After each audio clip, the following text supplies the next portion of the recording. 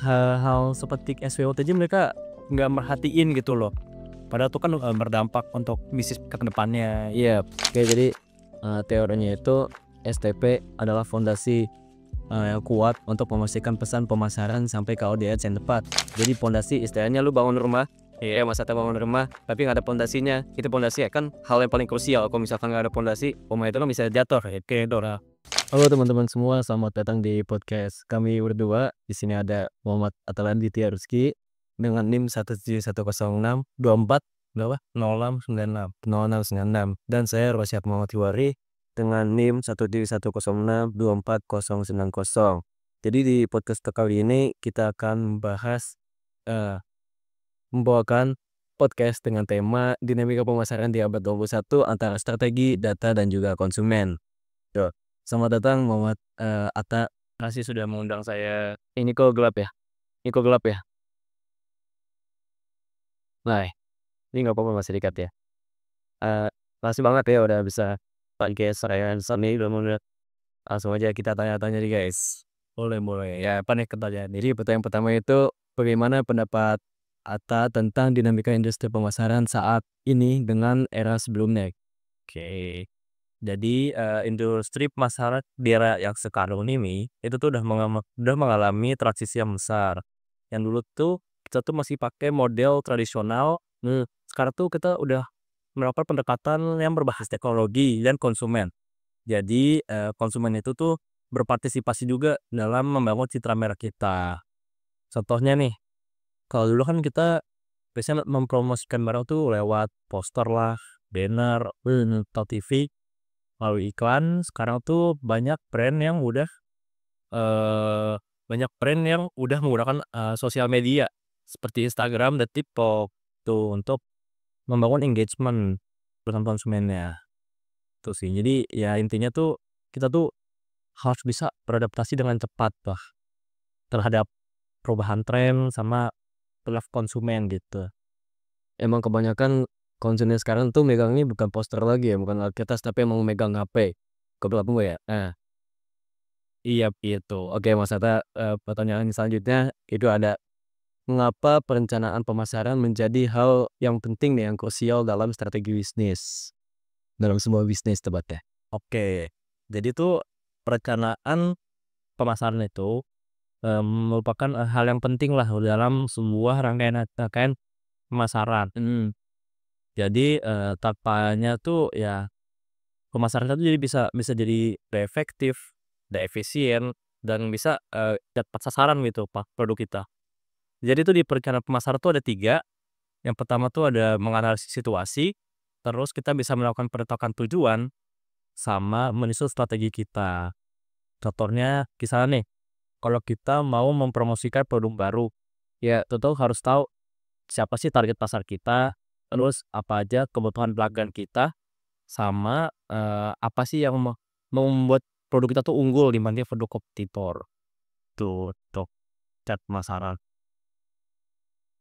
Tapi harus ada targetnya sendiri ya buat si konsumen yang kita tuju. Iya, harus. Soalnya kalau nggak tepat sasaran tuh, ya belum tentu kan konsumen itu mau beli produk kita. Oh gitu ya. Wah. Oke, Mas Atta juga pertanyaan ketiga gitu ya. Bagaimana pandangan Mas Atta sih dalam mengenai tantangan dalam melakukan pemasaran secara global dan berkelanjutan? Oke, jadi dalam teori pemasaran internasional, perbedaan budaya, hukum, dan preferensi konsumen itu menjadi tantangan utama dalam ekspansi global, sorry. Selain itu pendekatan berkelanjutan juga mengharuskan sebuah brand untuk bertanggung jawab secara sosial dan lingkungannya. Contohnya nih, kayak brand fashion itu yang mau masuk ke pasar Eropa tuh nggak hanya harus menyesuaikan dengan, apa ya, budaya orang Eropa itu, tapi juga harus memastikan kalau bahan-bahannya tuh rantai pasok mereka tuh juga ramah lingkungan. Jadi nggak sekedar desainnya lah, kami juga harus memikirkan tuh bahan bakunya bagaimana, gitu. Jadi ya pokoknya lah karena tuh udah bisa tuh fokus sama harga harga doang sama kualitas, tapi juga ada nilai-nilai etis yang mereka bawa. Jadi buat perusahaan yang udah gede, jadi nggak cuman mikirin produknya juga sama harganya yang bakal mereka jual, tapi bagaimana caranya mereka berdampak kepada lingkungan juga ya. Betul sekali. Oke, keren Mas Satka. Lanjut ya ke pertanyaan selanjutnya, itu adalah bagaimana sih peran sistem informasi pemasaran dalam mendukung keputusan strategi perusahaan? Oke, jadi sistem informasi pasar itu fungsinya itu sebagai pengumpul, mengolah, dan penyajian data yang relevan untuk pengambil keputusan sebuah perusahaan. Contohnya nih, kita bisa pakai Google Analytics atau sistem CRM agar perusahaan itu bisa melihat perilaku konsumen secara real time dan apa yang mereka cari, kapan mereka aktif, serta produk mana yang menarik minat mereka. Jadi perusahaan itu bisa tuh menyusun strategi based on data driven yang lebih akurat dan efisien dalam menjangkau pasar. Jadi sistem informasi ini sangat penting ya buat kita nanti melihat tren-tren di pasar itu kayak gimana biar nanti kita bisa nyesuaiin.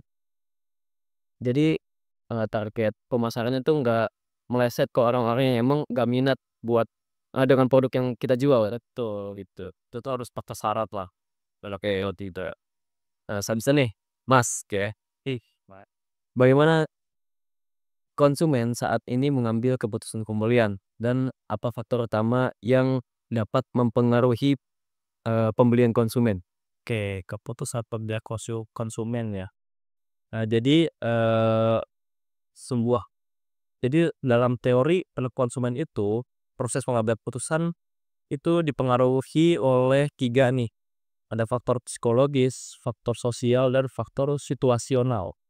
Contohnya kalau orang nih membeli HP atau smartphone, mereka tuh biasanya tuh ngeliat dulu nih ulasan online-nya, reviewnya, entah di Tokopedia atau Shopee atau misal kadang-kadang lihat di YouTube kalau HP itu ada gadgetin gitu. Nah, jadi tuh hasil dari review mereka nih bisa mempengaruhi, Keputusan keputusan pembelian dari usernya gitu. Jadi sebagai penjual nih kita tuh harus bisa membangun kepercayaan dan pengalaman yang positif untuk konsumen kita lah, untuk ya pelanggan target pasar kita, baik itu online maupun secara offline. gitu itu.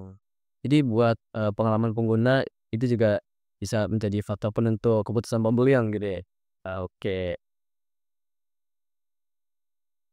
kita lanjut nih. Nah, Mas Hatta, pertanyaan ke berapa sekarang? Ke-6 ya, maaf. Jadi mengapa konsep STP atau yang biasa disebut segmenting, targeting, positioning itu masih relevan dan penting dalam pemasaran modern saat ini? Oke, jadi teori STP itu tuh, i fungsinya tuh sebagai dasar dalam menentukan kepada siapa kita memasarkan produk dan bagaimana produk ini diposisikan di benak konsumen gitu. Jadi misalnya ada produk skincare nih, mereka tuh, nargetin, sektor pelajar lah umur 15 sampai 19 tahun misalnya, yang aktif di media sosial. Nah, dari situ brand itu bisa membangun positioning nih sebagai skincare yang praktis dan juga trendy, gitu. Jadi intinya tuh, kita tuh harus bisa melakukan pesan komunikasi, terus juga dari desain produknya, sampai promosi di media, biar lebih tepat sasaran dan efektif. Oh, jadi dengan segmenting, targeting, positioning atau yang biasa disebut dengan singkatan STP gitu ya. Itu tuh kita dapat menyusun strategi yang lebih fokus dan lebih terarah. Jadi kena gitu targetnya gitu. Benar sekali. Ber Oke, lanjut ke pertanyaan selanjutnya. Bagaimana manajemen produk dapat memastikan produk tetap relevan di mata konsumen? Oke, manajemen produk memastikan produk tetap relevan ya. Jadi, dalam teori siklus hidup produk itu, tiap produk itu punya tahapnya masing-masing, mulai dari perkenalan, pertumbuhan, kedewasaan, sampai ke penurunan. Jadi manajemen produk ini berperan penting nih dalam mempertahankan daya tarik di tiap tahap tersebut. Contohnya misalnya ada inovasi kecil seperti fitur tambahan, variasi rasa, atau kemasan baru yang fungsinya itu bisa untuk memperpanjang umur produk tersebut. Itu intinya kita sebagai penjual atau perusahaan itu harus tuh melakukan pemantauan pasar, analisis pasar, agar produk kita tuh bisa berkompetisi dengan kompetitor, serta tidak melenceng jauh lah dari pasar yang kita targetin, gitu. Jadi inovasi yang konsisten menjadi kunci dalam mempertahankan minat konsumen dalam apa ya, minat pasar gitu ya. Cakep, itu dia. Oke, keren keren.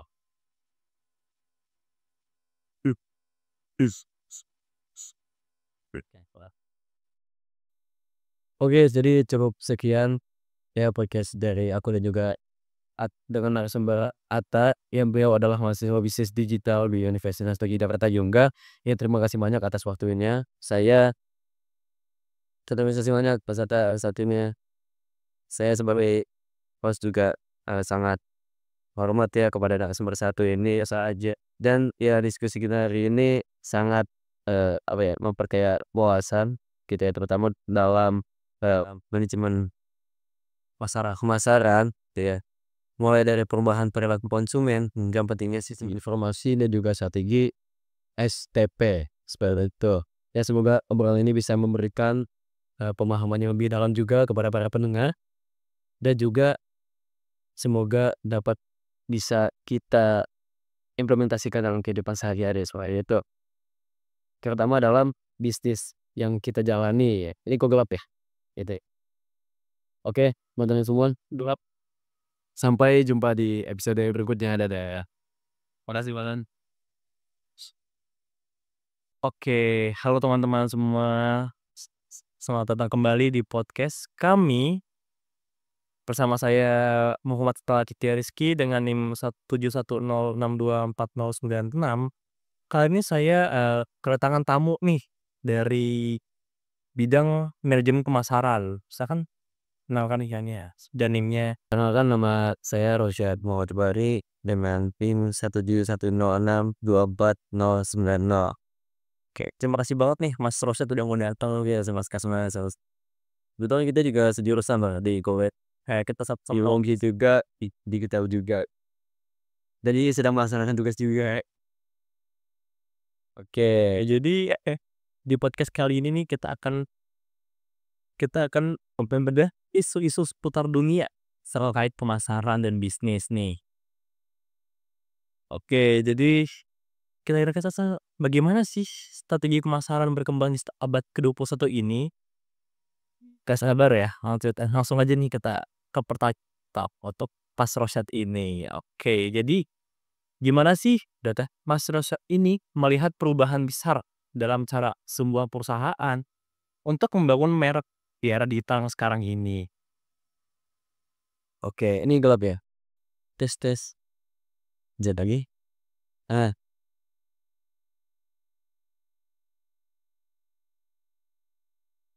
beta sih. Jadi secara teori konsep pemasaran itu telah beralih dari pendekatan transaksional ke pendekatan relasional. Tuh, merek tidak lagi hanya menjual produk, tapi merek itu bagaimana perusahaan menjual merek itu dengan membangun komunitas dan membangun kepercayaan kepada konsumen. Contohnya itu banyak perusahaan kini mengutamakan storytelling dalam kampanye mereka. Jadi bukan hanya memperkenalkan harga dan juga fitur dari produk mereka. Jadi bagaimana perusahaan tuh menjual storytelling juga seperti itu. Banyak sekali akun-akun perusahaan yang dengan strategi pemasarannya itu menggunakan storytelling. Gitu. Jadi perusahaan itu buat sekarang ya, di zaman sekarang itu harus mengembangkan narasi yang kuat, konsisten, dan mampu menciptakan koneksi secara emosional kepada konsumen. Oke, jadi tuh kalau di era yang digital sekarang ini itu kita harus mengutamakan storytelling aja ya, mengutamakan storytelling ya, iya jahat, itu tidak bisa, fokus ke promosi fitur produknya aja, iya ya. Terus, mengembangkan biar, orang-orang tuh tahu tuh gimana citra merek kita, gitu ya, iya ya. Oke. Oke selanjutnya, untuk pertanyaan yang kedua, menurut Mas Rofsyad sendiri nih, apa sih yang sering kali, sebuah perusahaan atau penjual tuh lupakan Mhm. saat mereka tuh menyusun merencana pemasaran? Dit apa tuh kira-kira yang mereka lupakan? Oke, menurut saya salah satu elemen penting dalam perencanaan pemasaran adalah analisis SWOT, tuh, yang objektif dan juga menyelam ke dalam seperti itu. Menyala ke dalam. Tapi, Mas Tata, sayangnya banyak ya sekali perusahaan itu melewatkan tahap analisis atau melakukannya dengan asumsi yang biasa gitu, tidak jelas. Padahal SW itu tuh penting banget ya atau Iya, zona usaha. betul. Jadi, mereka itu langsung fokus pada promosi tanpa benar-benar memahami kekuatan dan kelemahan produk yang mereka buat, begitu. Jadi strategi yang dibangun itu menjadi efektif dan relevan dan bisa jadi tidak sesuai dengan kebutuhan pasar yang sebenar-benarnya gitu. Waduh berarti bahaya banget nih perusahaan zaman sekarang nih. Hal-hal seperti SWOT aja mereka nggak merhatiin gitu loh. Padahal itu kan, berdampak untuk bisnis ke depannya. Iya, kan, kalau misalkan SWOT aja nggak dijalanin gitu ya, nggak dibuat, nggak dianalisis lah gitu ya. Kan sekarang banyak sekali kompetitor-kompetitor, jadi pesaing bisnis itu kan sekarang banyak ya. Nah, kalau misalkan SWOT aja nggak terapkan gitu ke dalam bisnis, maka akan gampang sekali buat bisnisnya itu turun. Cepat hilang lah dari pasar. Iya, Lebih pentingnya analisis SWOT dan, analisis pokoknya kita tuh bikin perusahaan tuh nggak boleh ngasal lah. Tuh, harus ada dasar-dasarnya. Oke, kita masuk pertanyaan ketiga, gimana sih perusahaan itu, bisa menyeimbangkan antara ekspansi secara global dengan komitmen mereka terhadap, keberlanjutan nih? nah ini dia. Dalam teori pemasaran internasional, teman-teman semua, keberlanjutan itu bukan lagi menjadi nilai tambah peserta. Jadi keberlanjutan itu adalah suatu keharusan perusahaan yang menjalankan bisnis, seperti itu. Perusahaan itu harus mengintegrasikan, ada itu namanya prinsip-prinsip ESG peserta. I-nya apa? E gitu ya. E-nya itu adalah environmental, S-nya itu ada sosial, G-nya itu adalah governance. Oke. Itu ESG itu harus diterapkan, dalam strategi global mereka. Contohnya, perusahaan makanan cepat saji global kini tidak hanya berbicara soal rasa dan harga, tapi juga soal sumber bahan baku yang etis dan juga kemasan yang ramah lingkungan, gitu ya. Jadi jika perusahaan tidak memperhatikan aspek ini, bukan hanya perusahaan itu kehilangan pasarnya, kehilangan konsumen, dan mungkin bisa kehilangan bisnisnya juga, tapi perusahaan itu reputasinya bisa hilang. Oke, berarti tuh, zaman sekarang nih kan semuanya tuh udah mulai apa, pengusaha hewan-hewan udah mulai kita tuh sebagai konsumen tuh harus tahu nih, ini perusahaan tuh menjual produk apa, gitu. Ini nggak sekedar soal harga dan rasa aja. Kalau misalnya ayam goreng, ya kalau kita hanya mikirin harga sama rasanya aja, kan kita nggak tahu tuh, bisa jadi ayamnya ayam tiren. Iya, jadi kita harus tahu juga bahan bakunya apa aja, apakah itu etis atau tidak etis, apakah ayamnya itu sehat, dipotong dengan benar, saat tidak harus bisnis ayam. Iya, dan kemasan juga harus ramah lingkungan agar tidak menciptakan sampah plastik lah. Kan sekarang tuh di lautan sekarang udah banyak banget sampah, iya nih. Dan di sungai-sungai bikin mampet, bikin banjir. Kalau bisa perusahaan sekarang tuh, memperhatikanlah kemasan mereka agar bisa ramah lingkungan. Setidaknya perusahaan, misalkan tidak bisa bertambah kepada lingkungan, setidaknya perusahaan itu tidak merugikan lingkungan lah, betul ya. Oke nih, selanjutnya ke pertanyaan yang keempat. Gimana sih sistem informasi pemasaran dapat membantu sebuah perusahaan dalam menghadapi persaingan pasar yang sangat dinamis di era sekarang ini? Oke, jadi sistem informasi pemasaran itu, sangat penting ya, apalagi buat, di era digital seperti ini. Itu tuh bagaimana, caranya perusahaan itu memperoleh kewawasan ya secara real time untuk membuat keputusan yang benar-benar terstruktur dan juga adaptif, seperti itu. Contohnya seperti dashboard penjualan dan media sosial yang dapat memberikan sinyal tren yang sedang naik ataupun turun, gitu. Jadi buat pengambilan keputusan itu bisa terarah seperti itu. Jadi manajemen bisa merespon lebih cepat terhadap perubahan pasar, melakukan, kayak pivot strategi atau memperkuat campaign yang sedang efektif. Oh, berarti tuh kalau sekarang ini udah enak banget ya untuk membuat keputusan. Kita tuh nggak harus lagi kayak mendatang satu-satu manual. Karena tuh ada teknik sistem informasi pemasaran ya, kita bisa pakai aplikasi untuk membuat dashboard penjualan ya. Oh, dari situ kan bisa timbul kayak, keputusan-keputusan bagaimana langkah selanjutnya, strategi yang akan diambil oleh, eee, perusahaan seperti itu. Menarik nih. Udah enak berarti ya untuk pembisnis zaman sekarang lah membuat keputusan ya. Oke, keren sih. Oke, selanjutnya pertanyaan selanjutnya, apa sih faktor psikologis nih yang paling dominan dalam sebuah perusahaan itu memengaruhi keputusan pembelian seorang konsumen saat ini? Apa tuh? Oke, menurut saya faktor yang paling berpengaruh untuk keputusan konsumen dalam membeli sesuatu itu adalah faktor psikologis. Seperti, psikologis itu seperti persepsi, seperti motivasi, dan sikap itu sangat memengaruhi keputusan konsumen. Saat ini, aspek sosial seperti social proof, ya alasan pengguna testimoni atau endorsement gitu, menjadi sangat dominan. Contohnya, ya Mas Hatta ngelihat produk skincare yang dipromosikan oleh misalkan salah satu, influencer, yang influencer itu, menjadi idolanya Mas Hatta, kan pasti Mas Hatta langsung percaya gitu kan bahwa Halilintar nih, oke. iya misalkan produk skincare yang dia, endorse gitu, oke. Nah maka Mas Hatta pasti juga, "Ah ini kayaknya Atta Halilintar," gitu, sama-sama Atta nih, Atta Halilintar make produk skincare ini, gitu ya. Berarti karena Mas Hatta menjadikan Atta Halilintar itu idola, maka dari awal emang Mas Hatta udah percaya gitu pada Atta Halilintar itu. Saya banget. Idola saya itu dari dulu. Iya, Kali.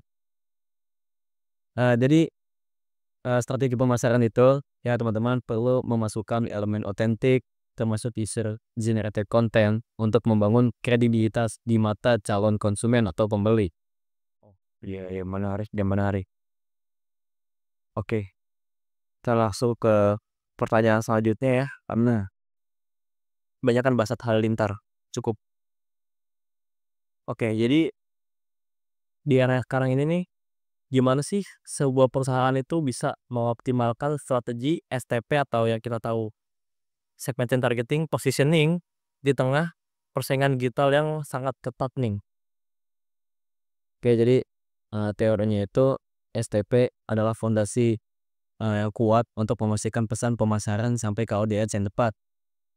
Jadi pondasi istilahnya lu bangun rumah, Iya. Mas Hatta bangun rumah, tapi nggak ada pondasinya, itu pondasi ya kan hal yang paling krusial, kalau misalkan nggak ada pondasi, rumah itu kan bisa jatuh ya. Oke, Dora. Nah, Penting itu ya. ini juga STP dalam, pemasaran seperti itu sebagai pondasi gitu ya. Yang dibutuhkan saat ini adalah pendekatan yang lebih personal dan juga berbasis data tentunya. Ya contohnya nih, perusahaan fashion menggunakan data pelanggan untuk membagi segmen, perusahaan itu bagi segmen berdasarkan gaya berpakaian, lalu menargetkan, konsumen itu dengan iklan yang relevan dan memosisikan merek sebagai, classic timeless dah. Oh, Makan oleh waktu sih sebenarnya, udah banyak Nah, jadi STP yang berbasis data memungkinkan pemasaran yang jadi lebih efisien dan konversinya itu lebih tinggi seperti itu. Ono dari penting itu ya berarti STP, gitu, untuk sebuah perusahaan dalam dalam memasarkan produknya. Oke, pakai STP atau segmenting atau targeted positioning untuk produk Anda lah, gitu. Oke, berarti, STP ini kunci lah untuk menekan hati konsumen digital saat ini. Oke, next pertanyaan ke-7, bagaimana pendekatan manajemen produk dapat menciptakan keunggulan kompetitif dalam jangka panjang? Gimana nih Mas Rosyad? Oke, jadi manajemen produk itu berperan ya dalam menciptakan nilai tambah yang berkelanjutan bagi konsumen melalui inovasi dan perbaikan berkelanjutan gitu. Kalau misalkan ditanya bagaimana cara kita melahirkan inovasi, itu adalah dengan pertanyaan-pertanyaan kritis, ya dengan diskusi itu bisa melahirkan inovasi Mas Hatta. Contohnya perusahaan teknologi seperti Apple ya, yang kita tahu bahwa Apple ini dipakai oleh kalangan orang menengah ke atas gitu ya. Jadi Apple itu secara rutin, memperbaharui fitur dan desainnya berdasarkan feedback pengguna serta tren pasar. Oh, Gitu. Jadi nggak seolah-olah ya udah perusahaan Apple pengen ngedesain seperti ini dengan kemauan perusahaan ini, seperti itu. Jadi gimana? harus berbasis oleh kemauan konsumen. Berarti kita tuh harus memperhatikan apa yang pelanggan kita butuhkan ya gitu ya itu, nggak bisa sekedar nambahin fitur ini, nambahin fitur itu, padahal konsumen itu nggak butuh, padahal konsumen itu nggak suka gitu. Walaupun menurut kita bagus, tapi kalau menurut pelanggan mereka tuh nggak butuh, jadi ya pelanggan nggak akan mau, ya ngapain juga beli gitu ya, iya ngapain juga beli. Nah, ya jadi produk yang dikelola dengan baik itu tidak hanya dapat bertahan, tapi juga berkembang dan memperkuat posisi perusahaan di pasar. Apalagi sekarang pasar tuh banyak ketat. Oke, jadi intinya guys, inovasi yang konsisten itu menjadi elemen penting dalam mempertahankan loyalitas konsumen dan keunggulan dari produk kita. Oke, terima kasih banget nih Mas Rosyad atas wawasan Anda yang sangat kaya banget nih, yang daging banget guys, terkait manajemen masalah. Oke, terima kasih. Saya Muhammad Total Aditya Rizky sebagai host mengundurkan diri, dan terima kasih banyak Mas Rosyad sudah datang ke sini. Dadah guys, sampai jumpa di episode selanjutnya. Bye.